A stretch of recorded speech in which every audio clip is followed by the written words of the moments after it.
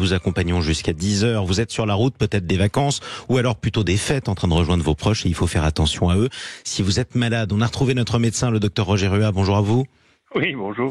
Je le disais, vous l'entendez un petit peu à ma voix, il y a certaines affections bien de saison qui circulent en ce moment. On a aussi le retour de la grippe, le retour du Covid-19, certains cas de pneumonie, on était un peu moins habitués. Quelles sont d'abord les maladies les plus courantes en ce moment ?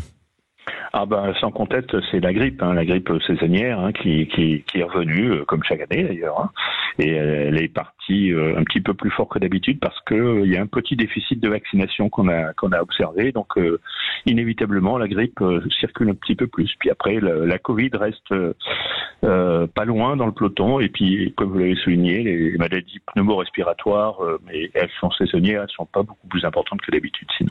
Et elles ne sont pas plus importantes que d'habitude. Alors, qu'est-ce qui est contagieux et qu'est-ce qui ne l'est pas ? Tiens, la grippe, évidemment, c'est contagieux. Ah oui, tout est contagieux là. On est en présence de pathologie virale, donc la pathologie virale est par définition contagieuse. Elle se transmet d'un individu à l'autre. Les virus ont besoin d'un individu affecté pour pouvoir se circuler, donc c'est le principe de la vie des virus, donc la contagion. La contagion, donc, sauf que malgré tout, si je vais voir ma grand-mère ou alors si je vais voir mes parents, c'est Noël, j'ai envie de les embrasser. Vous allez quand même pas me dire que je dois mettre un masque et pas les embrasser, si ? Oh, si vous êtes très atteint en période, la période la plus, prolifique, ouais, de celle la où vous toussez pneumonie, le plus. Voilà, tousser le plus, si vous avez de la fièvre, etc., il vaut mieux rester un petit peu à distance. D'accord. Donc la meilleure preuve d'amour, c'est de ne pas être trop proche ou embrasser pour pas mettre en danger les personnes qu'on vient voir, c'est ça ? Voilà, la personne fragile. Par contre, si les grands-parents sont vaccinés, ils n'ont pas de pathologie importante, il n'y a pas de raison. Vous pouvez aller leur faire la bise. Exactement. Donc ça, on peut quand même les embrasser. Oui. Qu'est-ce qui est le plus dangereux pour les personnes à risque ? Alors, ce sont les pathologies virales, clairement, puisque les pathologies bactériennes, pneumonie ou autres, on peut les soigner avec des antibiothérapies qui sont efficaces. Par contre, contre les virus, on n'a pas grand-chose, toujours pas, et à part la vaccination. Et donc, ce sont ces pathologies virales qui sont les plus dangereuses pour les personnes à risque, surtout celles qui ont des déficits immunitaires. Bien sûr. Exactement, d'autant plus qu'en fait, on ne soigne pas la grippe, on traite certains symptômes, mais on attend que ça passe. Absolument. C'est ça qui est important. Oui. À quoi d'autre faire attention pour les fêtes de Noël ? C'est inévitable, c'est les intoxications gastro-alimentaires, donc les huîtres, les poissons, les foie gras, etc. Ça peut engendrer quelques désagréments. Quand c'est mal préparé.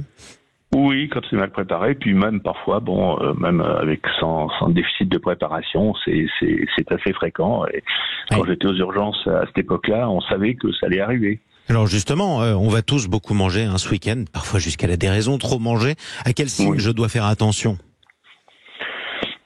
Normalement, l'organisme va vous signaler que vous commencez à être un petit peu trop plein. Alors, il faut pas vouloir finir les plats comme on fait d'habitude. On veut finir à tout prix. Voilà, il faut savoir s'arrêter. Faut respecter la satiété. Absolument. Voilà. Et ensuite, si jamais j'ai une intoxication alimentaire, je m'en rends compte comment ? Déjà, c'est les maux de ventre. Le ventre qui commence à être un petit peu dans tous les sens. Ensuite, la nausée et vomissement. Et puis diarrhée pour la finir. Exactement. Et dans ce cas-là, je demande conseil à mon médecin, c'est ça ? Oui, c'est mieux. Bon, vous allez quand même fêter Noël ? Bien sûr. Et évidemment, avec vos proches, quel dernier conseil vous nous donnez ? D'oublier tout et puis de se souhaiter tous un joyeux Noël pour que la vie recommence en 2024 un petit peu mieux. Oui, ou en tout cas qu'elle continue pour ceux pour qui elle se passait déjà bien, c'est déjà pas mal. Merci beaucoup Roger Ruat. On parlera sport après les vacances puisqu'on fera quelques excès pendant cette période des fêtes. Vous êtes médecin du sport. Quels conseils vous nous donnerez pour prendre des bonnes résolutions ? Évidemment, on en reparlera avec vous sur Sud Radio. Il est 7h40.